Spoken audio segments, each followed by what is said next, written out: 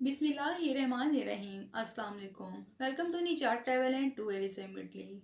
निजात travel and tourism Italy की जानिब से मालूमाती वीडियोस आपके साथ शेयर की जा रही हैं। उम्मीद करते हैं आपको हमारी वीडियोस पसंद आ रही होंगी। अगर आपको हमारी वीडियोस अच्छी लग रही हैं तो सेम रिक्वेस्ट है आपसे कि आप हमारे चैनल को सब्सक्राइब कर लीजिए, साथ ही साथ बेल आइकन का बटन भी दबा दीजिए ताकि आपको हर आने वाली वीडियो फौरन हासिल हो सके। साथ ही अगर आपको हमारी वीडियोस पसंद आ रही हैं तो आप उनको लाइक और शेयर भी कीजिए। दोस्तों, आज की वीडियो का आगाज कर लेते हैं इटली से। यूरोप भर की तमाम खबरें आपके साथ शेयर करेंगे। बात करते हैं इटली पे।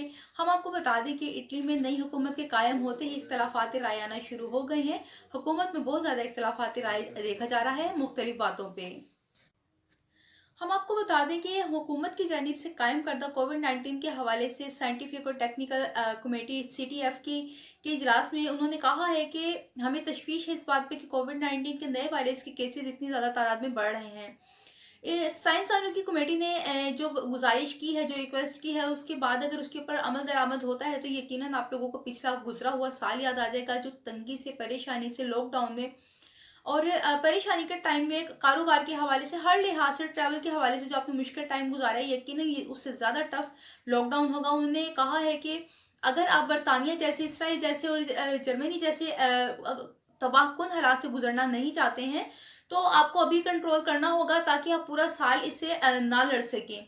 उनका कहना है कि कोविड-19 को केसेस को कंट्रोल करने के लिए आपको सख्त लॉकडाउन लॉकडाउन करना होगा और उसके ऊपर अमल दरामद करवाना होगा लोगों से। उन्होंने कहा है कि अगर आप पूरा साल इस परेशानी से गुजरना नहीं चाहते हैं तो आपको इसको अभी से ही लॉकडाउन करके, सख्त लॉकडाउन करके इसको कंट्रोल कर लेना चाहिए।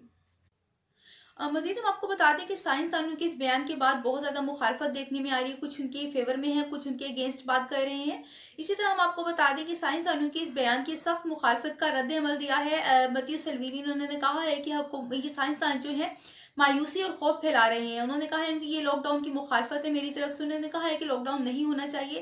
पहले ही हालात बहुत ख़राब हैं। अभी जो सूरत हाल है उसको कंट्रोल किया जा सकता है, लेकिन उसके लिए सख्त लॉकडाउन की ज़रूरत नहीं है और लोगों में खौफ व हिरास ना फैलाया जाए। मजीद हम आपके साथ शेयर करते हैं कि स्काई रिजॉर्ट खोलने के फैसले को कोविड-19 की नई लहर के पेश नज़र मुलतवी कर दिया गया है। तो हम इस पे बता दें आपको कि स्काई रिजॉर्ट चलाने वाली एसोसिएशन ने फैसला सुना दिया है हुकूमत को। उन्होंने कहा है कि हम हुकूमत के खिलाफ जाके रिजॉर्ट्स खोलेंगे। इस पर सरवीनी का भी इख्तलाफ राय आया है। उन्होंने कहा है कि हुकूमत को चाहिए कि वो जो भी फैसला करती है उससे लोगों को बर वक्त आगाह करे। उन्होंने कहा है कि ऐन वक्त पर इसको फैसले को मुलतवी कर देना ठीक नहीं है।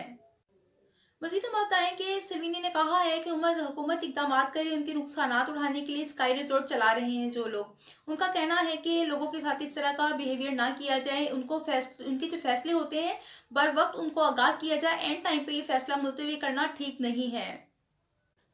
अब बात कर लेते हैं 100 यूरो वाले बोनस की। तो हम आपको बता दें कि जो लोग नास्पी ले रहे हैं उन लोगों के अकाउंट में 23 फरवरी तक 100 यूरो ट्रांसफर हो जाएंगे ऑटोमेटिकली। तो दोस्तों, ये थी यूरोप भर से तमाम अहम खबरें और मालूमात जो हमने आपके साथ शेयर की। मजीद खबरों के साथ, मजीद अपडेट के साथ आपकी खिदमत में हाजिर होंगे। तब तक हमें इजाज़त दीजिए। अपना बहुत ख्याल रखिए। अल्लाह हाफिज़।